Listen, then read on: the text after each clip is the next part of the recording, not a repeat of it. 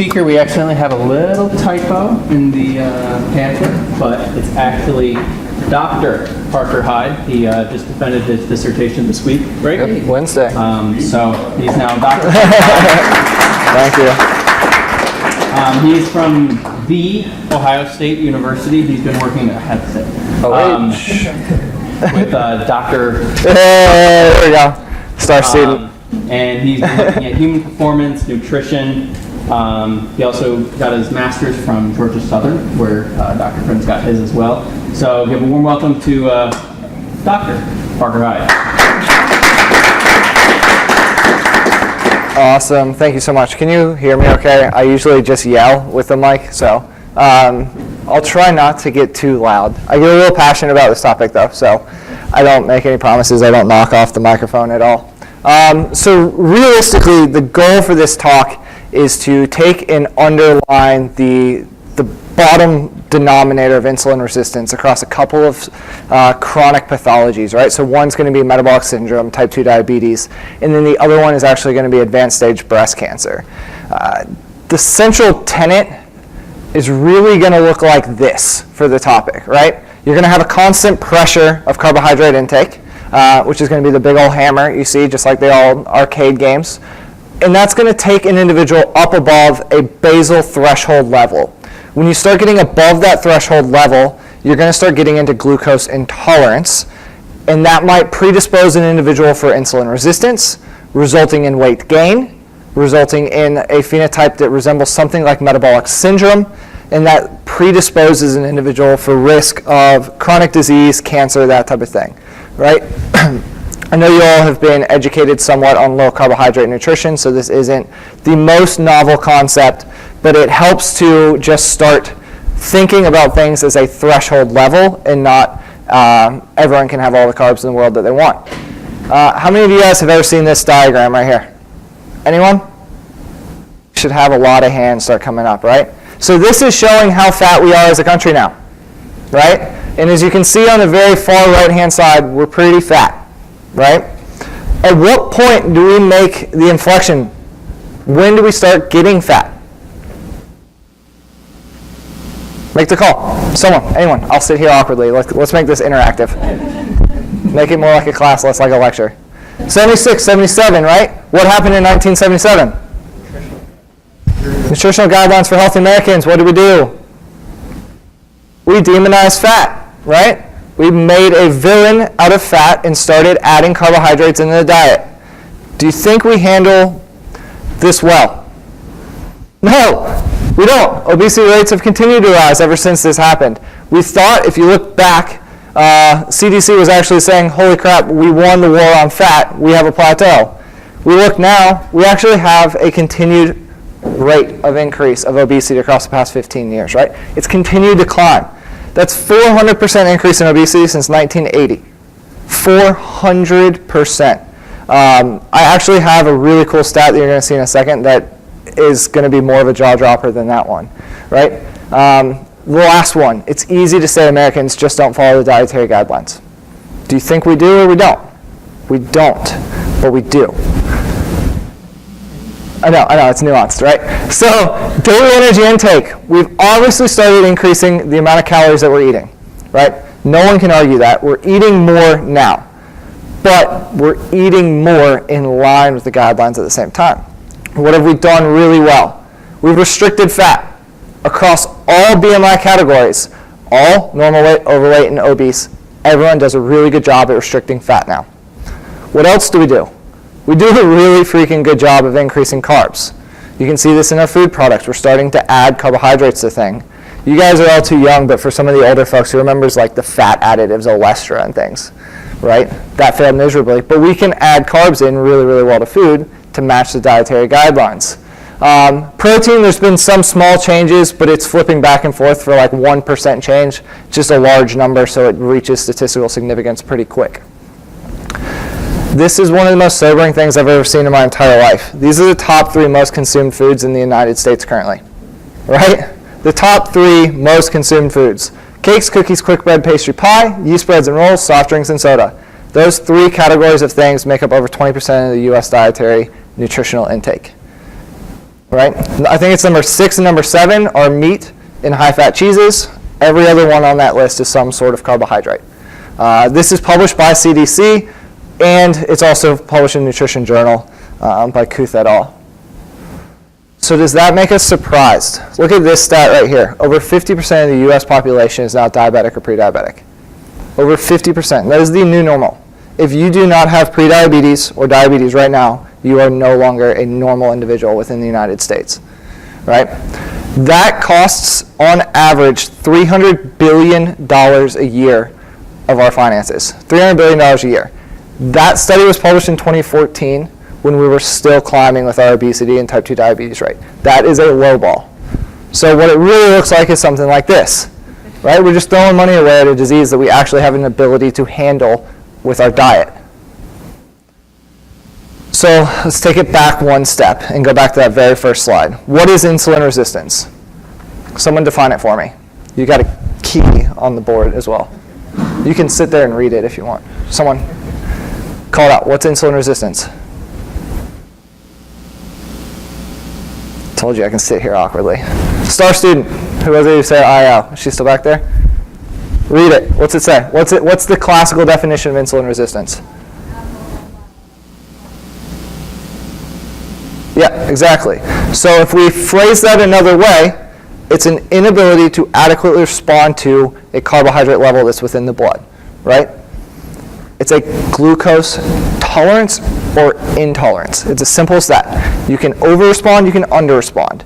Does that make sense? Head nods? It's a glucose intolerance at this level for insulin resistance. So how do we combat the rising rates of glucose intolerance? Right? It's pretty easy. Restrict carbohydrates. Start limiting carbohydrates in your diet, increase fat, and keep your protein adequate. For those of you guys who are familiar with ketogenic diets, we now have a well-formulated ketogenic diet, right? It mirrors exactly what you would think logically to combat a rise in glucose intolerance. So how do we comprise a well-formulated ketogenic diet? We restrict carbohydrates to less than 10%. We increase or maintain protein around 15 to 20%, and the rest of your diet comes in from fat.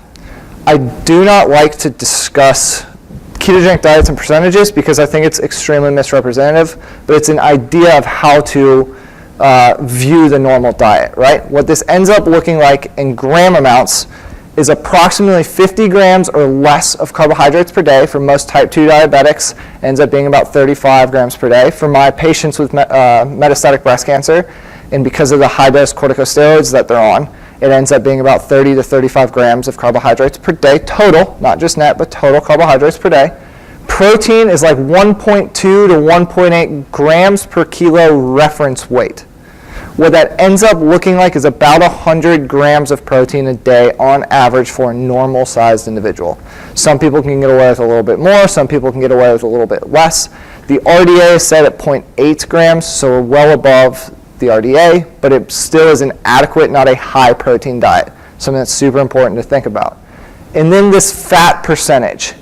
We have two different ways that we can comprise this fat percentage daily. One is exogenous foodstuffs. So it's the amount of fat that we take in a day, right? The other one is endogenous. So we actually have virtually limitless supplies of calories of fat within our body that we can tap from. So if you view this as entire total dietary fat and endogenous fat, that's where you get the 70 to 75% from. Because if you're calorically restricting, you can just restrict the percentage of fat that you're taking in exogenously, and the endogenous stores will fuel the rest of your total energy expenditure. Does that make sense? So where does that place us in terms of other common diets that are out there right now? Right? If you look at this bottom triangle, that's going to be the nutritional ketosis space.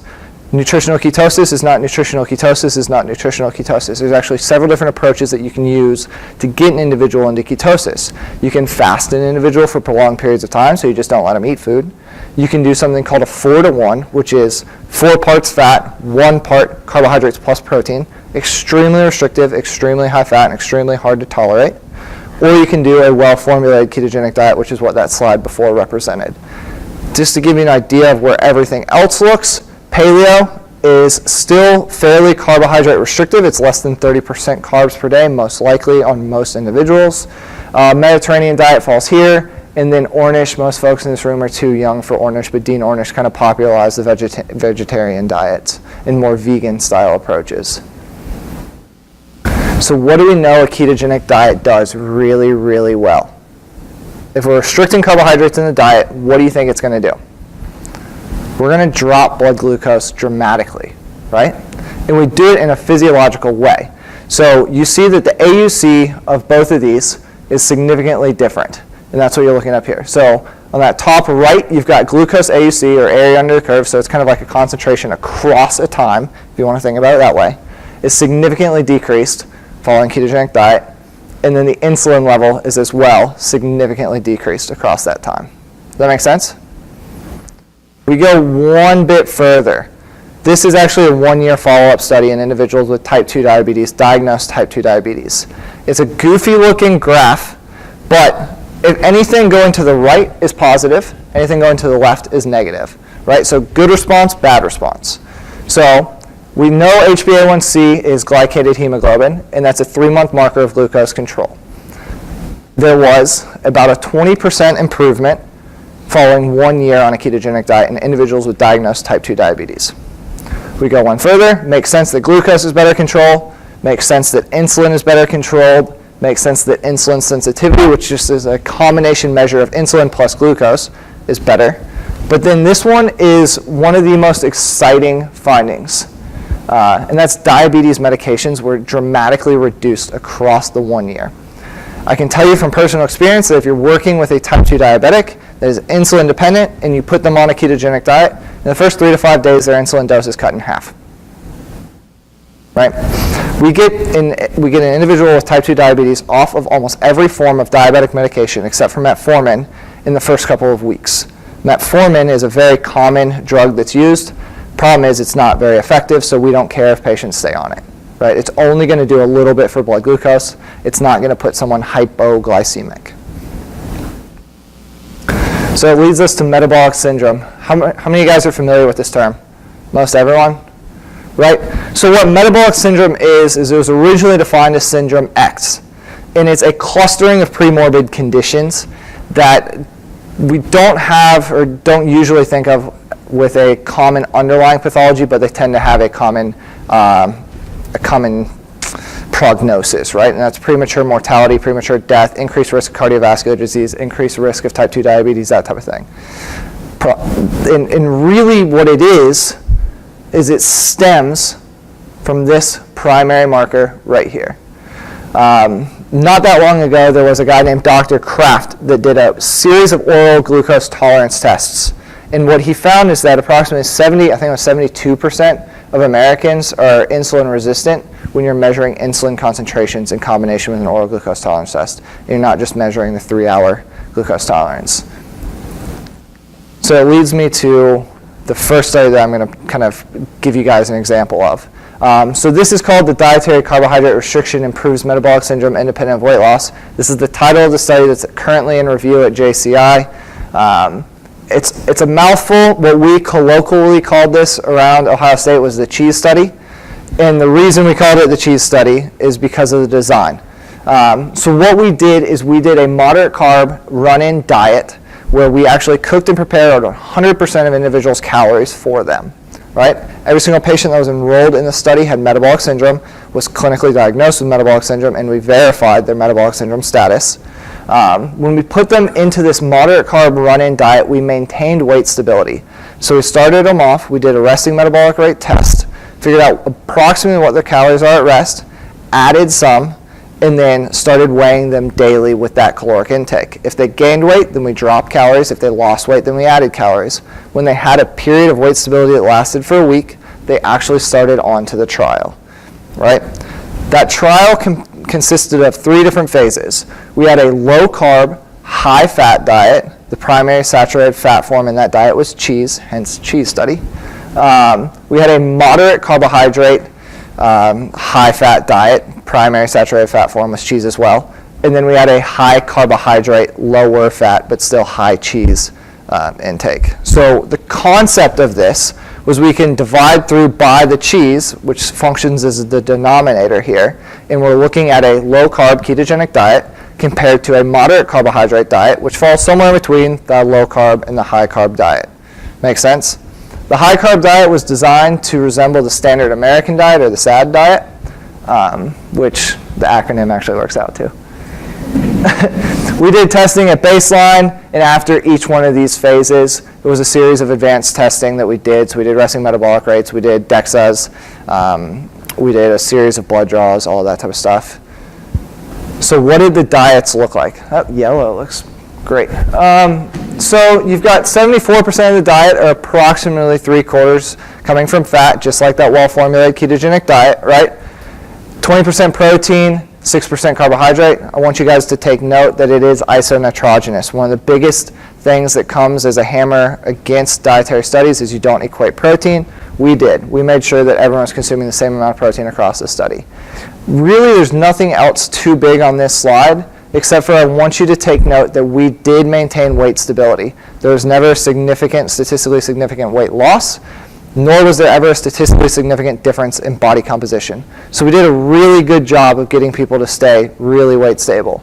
We manage these weights daily for patients, and there would be times where I'd get 6 or 7 days of the exact same weight down to the 10th of a pound, and patients would freak out. It was kind of fun.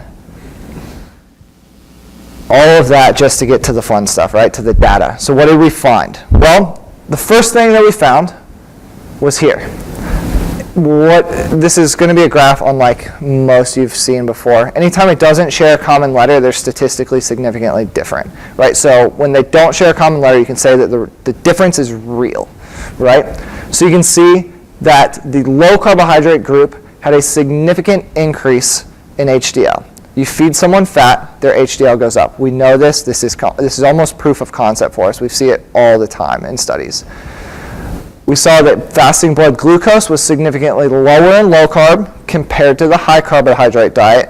And you can see that that moderate carb diet fell somewhere in between. That's going to be the moral of the story for most of this concept, or most of this talk. Moderate falls somewhere in between. And then this one, triglycerides were a potent decrease, approximately 20% less triglycerides following low carbohydrate diet compared to a high carbohydrate diet. You feed someone fat, they get better at burning fat. Right? This is one of the most reliable markers in all of ketogenic diet research. We almost always see this potent decrease in triglycerides. And then here, insulin sensitivity was significantly better following the baseline for every single group.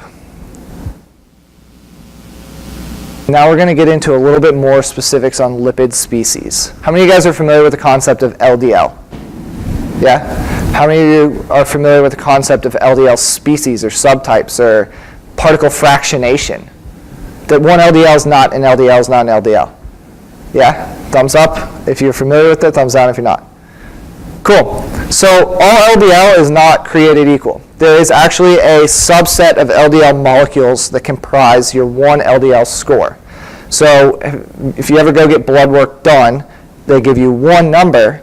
That number does not accurately assess what your LDL really is. It gives you a count, right? And realistically, it's only an estimation based off of a couple of other numbers. Very few labs actually run the exact LDL number. So what we're looking at here is NMR LDL particle fractionation. So on the far left, what you're looking at is the smallest, most atherogenic LDL species, right? As you move to the right, the LDL species grow in size and they become significantly less atherogenic. So if you're over here on this LDL1, LDL2A, they're actually termed large, fluffy LDL. So they're less atherogenic, they're less likely to get into the vasculature, and they're less likely to cause those fatty streaks that you see in atherosclerosis, right? These guys down here, these are the bad guys. These guys up here, not so much. And so what you can see is as you're moving across this low species, which actually is like right here, there's significantly less small, dense LDL falling low carb and significantly better large, fluffy LDL species. Over on the far right-hand side, what you're going to see is there's actually 3 different phenotypes of LDL that end up progressing out of this study. So we saw that the low carbohydrate diet group had significantly larger LDL diameters. Means they were larger, they were less likely to get into the vasculature and cause fatty streaks and atherosclerosis. The moderate carb diet was this I band, and then the high carb diet was this C, and that was the smaller, more dense, more atherogenic. I do want to point out that the guy that actually described and determined phenotype A, I, and B originally on LDL particle size, Ronald Krauss, is the guy that actually did all of our analysis for us. So we sent him all of the blood blinded, he did all of the analysis and sent us back the results. And then this is going to be one of the busiest slides I have. What I want you to think about here is go back to high school biology or basic biology. Right? You've got a cell membrane that's made up of what? Phospholipids, right? You've got a phospholipid bilayer. Not all phospholipids are phospholipids.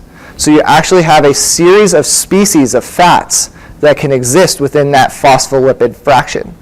And it actually functions more like a raft and less just like this berry that always exists. Does that make sense? So you can have several different types of fats all puzzled in and all mazed in to make up your phospholipid bilayer. So we're measuring a species of fats. This top corner right here is measuring the saturated fatty acid component of that phospholipid fraction. So something about saturated fats within cell membranes means that it makes them less pliable. A less pliable cell membrane is a bad thing. So the more saturated fat you have within a membrane, the worse off you are. So you can see that there is significantly less total saturated fat following the low carbohydrate intervention compared to the high carbohydrate intervention, with moderate carb falling somewhere in between. Where this gets really interesting as well is when you flash over onto the left-hand side of the screen. So what 16,1N7 is it's palmitoleic acid. And palmitoleic acid is the best biomarker right now for de novo lipogenesis, right? So de novo lipogenesis is the creation of fat from non-fat products, specifically carbohydrates. It was previously held that when you consume carbohydrates above your total energy expenditure for the day, then you would possibly put carbohydrates through de novo lipogenesis. What we're seeing here, and what we're showing for an additional time, we've showed this a couple times before, is that de novo lipogenesis is directly related to the volume of carbohydrate that is held in the diet daily. You do not have to go above your total energy expenditure. Rather, it just seems to indicate that there is actually a threshold effect, right? So if we feed someone a low carbohydrate diet, their marker of de novo lipogenesis, their marker of fat production within the liver, is significantly lower, even though we're feeding them significantly more fat. The moderate carb falls somewhere in between, and then the high carb is significantly elevated, right? So we know that we're making more fat from non-fat foodstuffs. This might be one of the contributing factors to things like fatty liver disease, which is downstream of metabolic syndrome diagnosis. And then we get wonderful fun pathway maps. So what this pathway right here represents is inflammation in the loosest term. What you're going to see down here is prostaglandin, thromboxane, leukotriene biosynthesis. And what this is, just think of these as inflammatory mediators, right? These are inflammation that are going on. So if these go up, there's more inflammation going on. It's very, very summative and browsing over a whole bunch of complexities. But if these numbers are going up, that's not necessarily good. Immediately before you start making these inflammatory markers, you have to liberate a specific fat from the cell membrane, and that's called arachidonic acid. So you have arachidonic acid gets cleaved out of the cell membrane by something called CPLA2. Don't have to worry about that. But what I want you to think about is this concept of an increasing amount of arachidonic acid within the membrane. So if we saw significantly more arachidonic acid here, accompanied with significantly more arachidonic acid down here, we would think it would be relating to higher inflammatory status. Same thing if you see elevated arachidonic acids here elevated arachidonic acid here and elevated of these, it would be indicative of inflammatory status or higher inflammation. However, if there's no precursors, or if the precursors are significantly decreased, that means that the flux through the pathway is going to actually be decreased. So you're not going to be needing to synthesize a bunch of this in order to increase the production of these guys, right? So if you have all of the arachidonic acid held within the cell membrane with lower levels of all the precursors, it's actually indicative of a low inflammation status. And that's exactly what we found for the low carbohydrate arm, right? So what we found is that there's higher levels of arachidonic acid in the phospholipids, but significantly lower levels of everything else. It's indicative of a low inflammation status, and that's exactly what we have in our inflammatory markers from all of our other studies. So summary results. I spent a lot of time on the lipid species because that's kind of the cool findings of the study, but I want to really highlight this section right here. So at baseline, every single patient had metabolic syndrome. After a 4-week feeding phase, on low carb, only half of our patients had metabolic syndrome. So 50% were able to reverse metabolic syndrome in 4 weeks. So they were no longer clinically met sin. Moderate carb, 3 patients. In high carb, we had 1 outlier that he kind of was always an outlier on most of our things. So he stayed no metabolic syndrome, whereas everyone else had metabolic syndrome again. Does that make sense? Okay, now this is the fun stuff. Breast cancer specifically is where my research emphasis is, and that's where my lab at Ohio State is moving towards more. So I want to make sure that we all get on the same page with a consensus definition for what is cancer before I start kind of untwining or unraveling some of the hidden stuff about cancer that you probably don't know.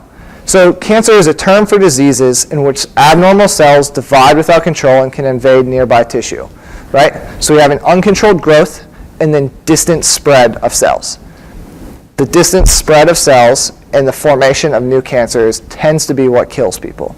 So we have to stop a metastatic cascade because when it gets to other organs, that's when bad things happen. There's not a single ounce of me that will argue that there's not a genetic backbone to cancer, right? I think everyone in here knows that genes get deregulated, genes get mutated, cancer results. Right? You have something that happens within the genome that stops a cell from working correctly and that causes cancer or that results in cancer. Does it always happen? No.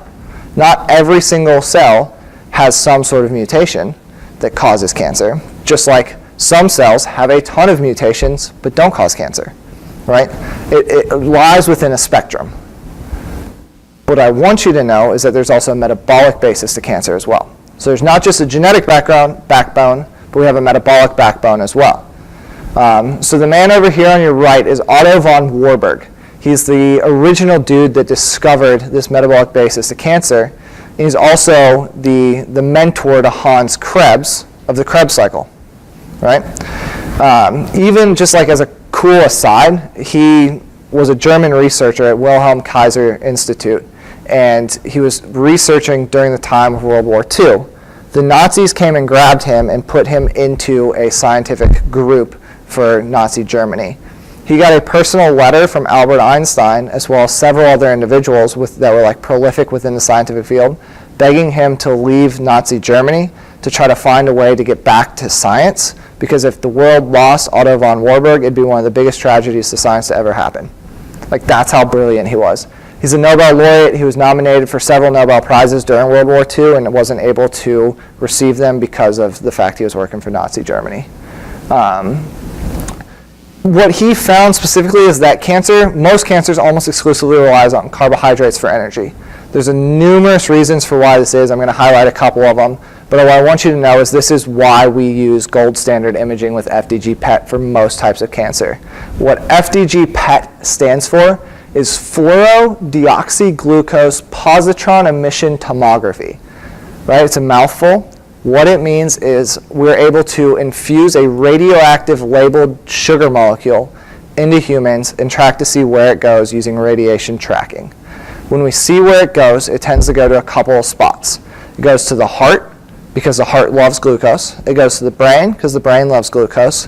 We'll see it collect in the kidneys and in the bladder because we have to excrete this radioactive glucose, but then you also see it in cancer. So the cancer cells love glucose so much that they take it up at such high rates that they show up super, super black on an image. And why does it do it? It does it for this reason right here. On the left is normal differentiated tissue. So this is any normal tissue that you have within your body, right? We have normal glycolytic pathways, we have normal ATP-PCR, we have normal oxidative phosphorylation, right? This is relatively uninteresting to us. This is where things get interesting, because even in the presence of oxygen, we rely almost exclusively on glycolysis, right? Glycolysis is not the most efficient way to make energy. We don't get the most bang for our buck when we do this. But what we do is we alter the acid-base balance in the stroma, or the area around the tumor, but we also get a bunch of reducing equivalents. So we get a bunch of things that we can use for nucleotide biosynthesis and other sorts of lipid bioprecursors and things like that. And so what I really want you just to know is that glucose is increased, or anaerobic glycolysis is increased in these tumor cells. So we're going to have this over-reliance on glucose for energy. If you start feeding fats into this, the cancer cells can't handle it as well, right? If you start feeding certain types of proteins in this, the cancer cells can't handle it as well, and they actually die.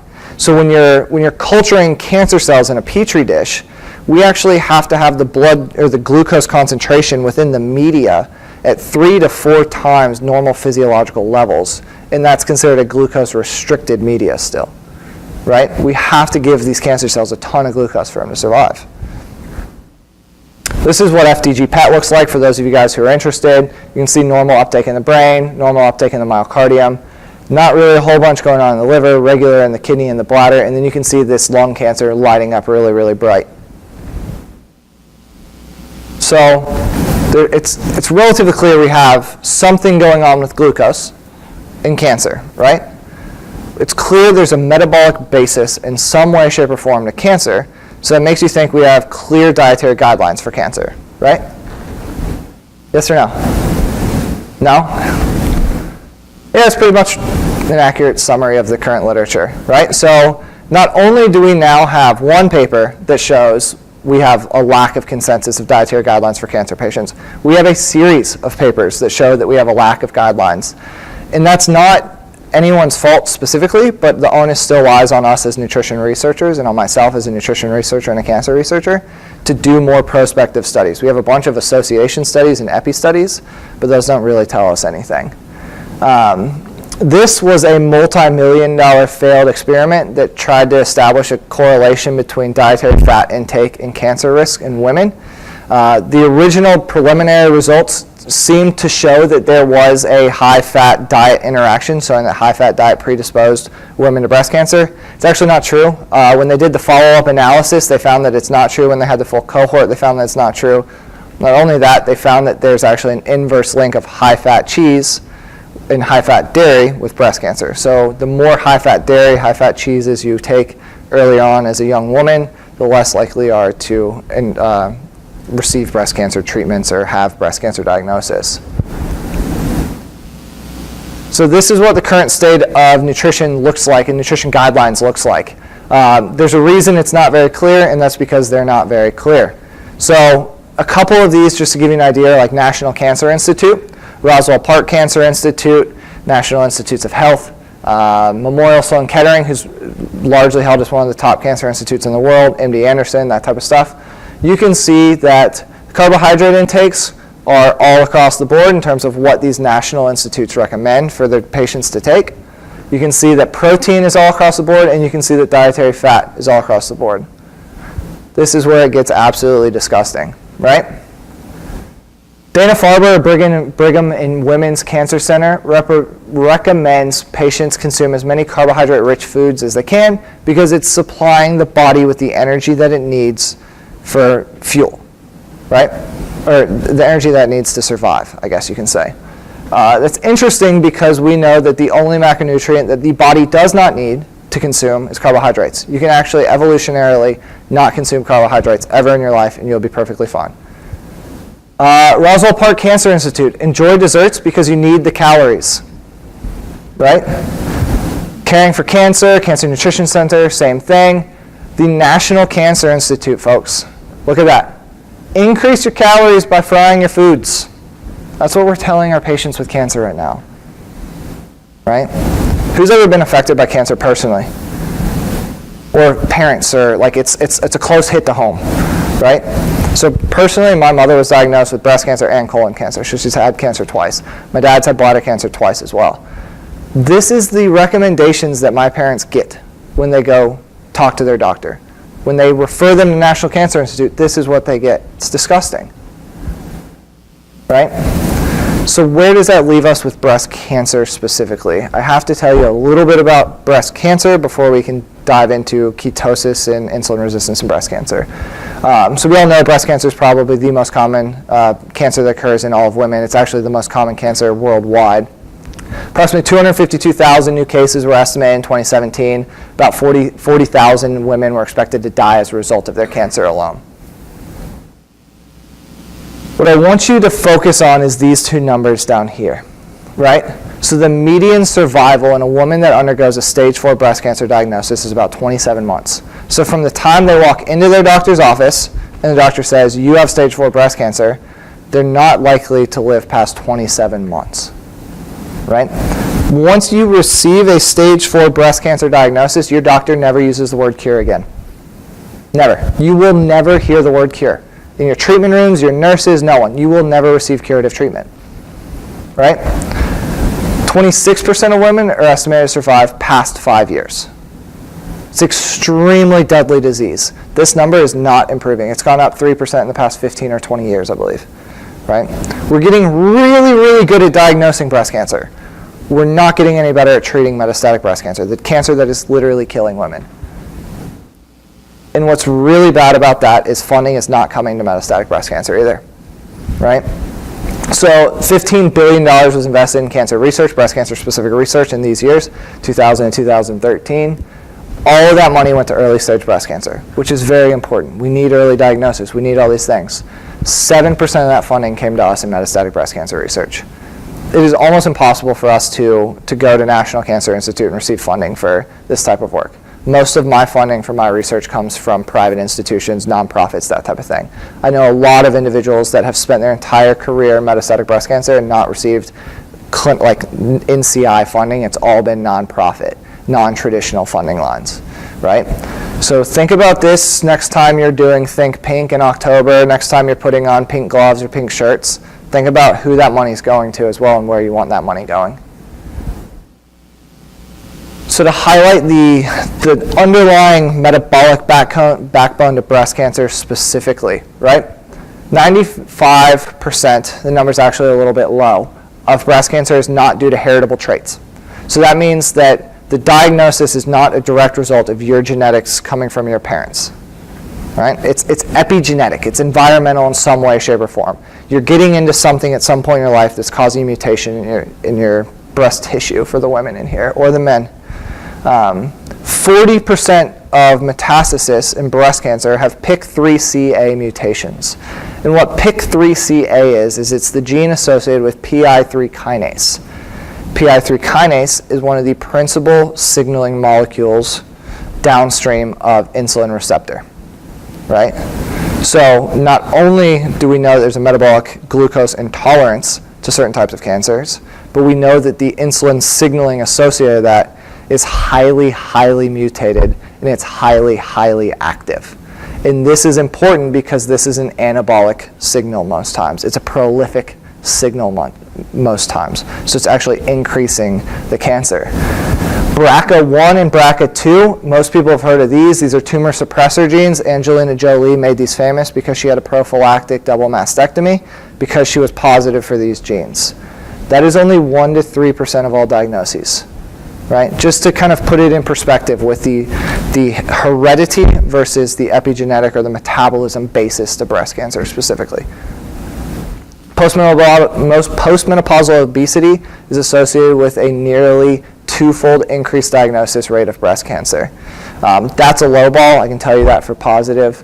Insulin resistance and obesity are associated with increased mortality, nodal metastasis, so the more likely the cancer is to travel, the more aggressive the cancer is, as well as larger neoplastic growth, right? So this systemic insulin resistance, the systemic glucose intolerance, is also playing a role in how likely you are to have a more advanced breast cancer disease.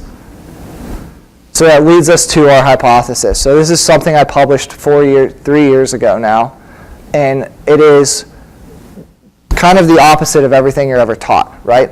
You're always taught you need a single pointed hypothesis. You need to say, if this, then this. The problem is, ketosis specifically is not a if this, then this thing. It is a if one thing, then everything downstream of it, right? If we change insulin resistance, if we change glucose intolerance, then all of these things change. And then all of these things can then affect breast cancer. And that's what we're looking at here. So we're looking at the change in metabolism of the cancer as well as the system. So if we can improve insulin sensitivity, maybe we can decrease the likelihood of that nodal metastasis. If we can change the glucose intolerance of the cancer, maybe we can just restrict the food supply to the cancer. If we change the inflammation, we know that inflammation drives metastasis and drives some of the mortality that's associated with breast cancer.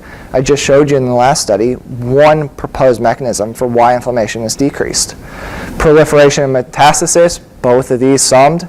And then we also have a couple of little anecdotes that seem to suggest improved patient functioning and well-being, as well as being able to take an active role in their therapy for the first time. Something about chemotherapy and radiation, if you've never sat through someone through it, it's a passive experience. Something is being administered to you. You cannot actively fight your own cancer, right? This gives someone a way to fight their own cancer. If they can latch onto the concept of diet affecting cancer, they have the ability to fight. So what do we do when we put this in mice? What happens? So one of my collaborators ran a study just to see what that was. So what we wanted to look at was if we keto-adapt mice and then implant a bunch of cancer cells into them, what happens? Right? Well, we see that the ketogenic mice lived significantly longer after the tumor implantation, and the growth curve was significantly delayed. So we significantly restricted the ability of the tumor to grow when mice were in ketosis. We're working on modeling this in the opposite way now. So rather than initiating ketosis and then injecting cells, what we're doing now is injecting cells and then putting them on ketosis, something that would look more similar to a normal treatment pattern, right? Mice are really goofy. They really like fat, and so they'll actually take a roll in fat and then become greasy, and so you have to be very careful with how you handle them because you're trying to take sharp objects to little greasy mice, and it's not fun. I outsourced that. So that gets me into my breast cancer trial specifically. So it's the ketogenic diet and chemotherapy to affect response to breast cancer treatment. It's called Keto Care. We have a series of studies that are kind of following up behind this feasibility tolerability right now. This was a 6-month intervention. We're about halfway done with it now. The first 3 months were controlled feeding. We have a kitchen on campus where we cook and prepare 100% of individuals' calories for them. If they don't want our food, we buy them groceries. So I will actually go online and buy them Kroger Click List or Giant Eagle, Curbside Express, or whatever they want, they get in terms of food. 100% free of charge. I buy everything for them, right? The point of that is we ensure nutritional ketosis. I want to make sure that they are ketogenic. The second half of the study is can they maintain it when I pull the support away? So if you zoom out to 30,000 feet, what you're looking at is, first half, what is the biological effect of ketosis on cancer? I'm guaranteeing ketosis, and I want to see what the biological effect is. Second half, if I have a very positive biological effect, what happens? Can the women sustain this? Yes or no? If they can't, I need to get with some behavioral researchers and figure out how they can sustain it. If it doesn't work, but they can sustain it, I just need to find a new diet that works, right? So it's kind of a multi-hit study in one trial design. So what I'm going to focus on today is some of the 3-month anthropometric data here, and I'm going to give you a little bit of a tease for what some of our PET scans have looked like, which is our glucose uptake as well. So anyone that's familiar with breast cancer, it's not a homogeneous disease. Every single type of breast cancer is significantly different. Some are worse than others. Triple negative, means that there's no estrogen receptor, no progesterone receptor, and no HER2 growth factor. What that means is they're not likely to have a targeted treatment. All the other types of breast cancer have some sort of targeted treatment that we can give to hopefully combat the cancer better. On average, progression-free survival on this disease is less than 6 months. I can tell you right now, this patient, this patient, this patient, this patient, all have gone 6 months or greater without progression on the trial. This patient dropped early, unfortunately. We're doing daily glucose and ketone monitoring. This is an example of what weekly glucose and ketone monitoring looks like. If you look, there's periodic times where the ketones drop well below the ketogenic threshold, which is arbitrarily set at 0.5. The reason for this is chemotherapy, when it's administered, has a bunch of toxic side effects that we combat with corticosteroids. Corticosteroids increase the glucose concentrations and are actually anti-ketogenic, so there's times where it's almost impossible to get their ketones up, no matter how hard the patient is trying. And you can see that we're really not changing too much in the systemic glucose. There's actually no significant differences in blood glucose baseline to 3 months.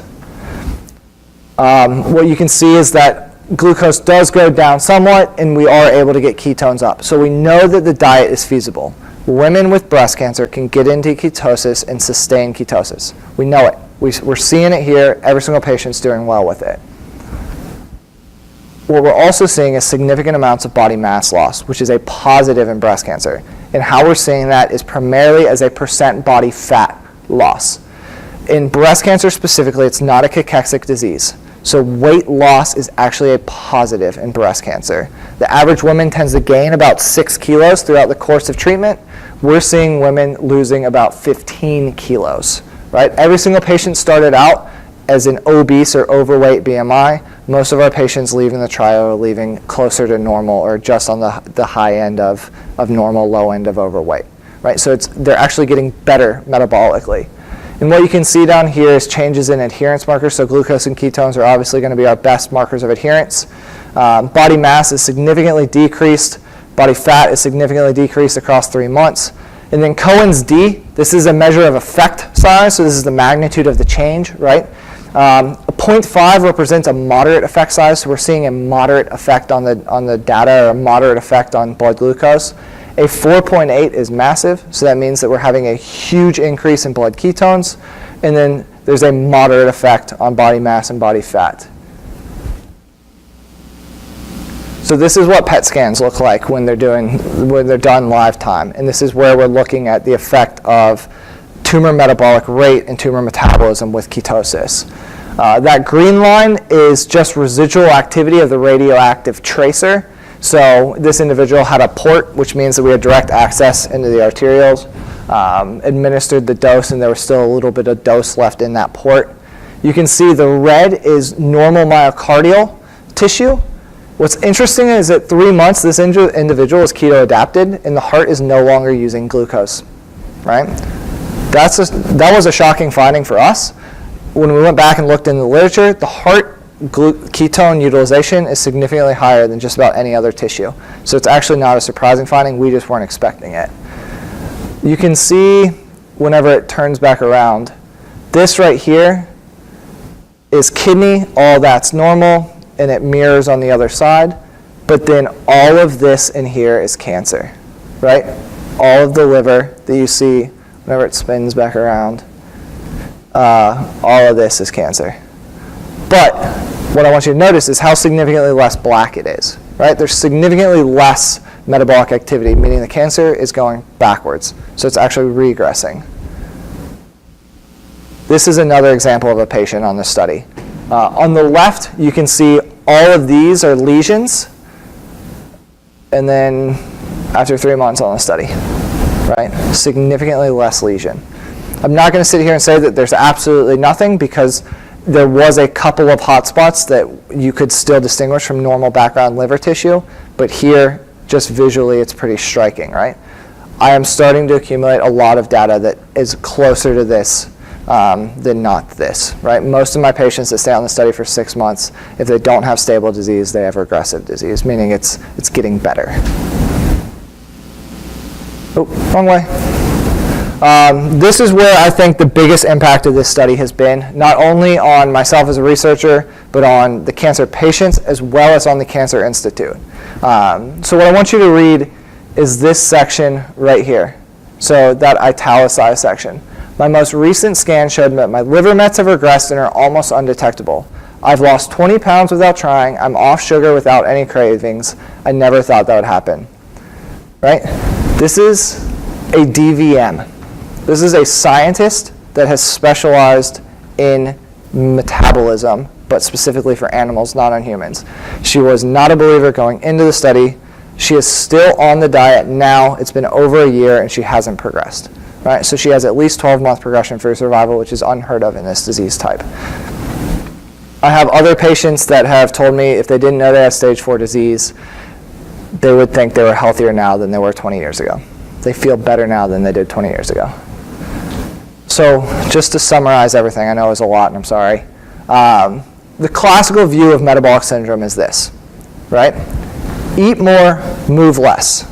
We get fat, we develop insulin resistance, we develop metabolic syndrome and other types of diseases, right? Eat more, move less, then obesity, then insulin resistance, in that order.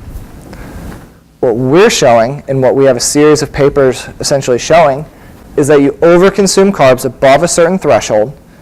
It increases your likelihood of insulin resistance or glucose intolerance, which leads to kind of a web, right? So you have metabolic syndrome as one tangent that comes off of that.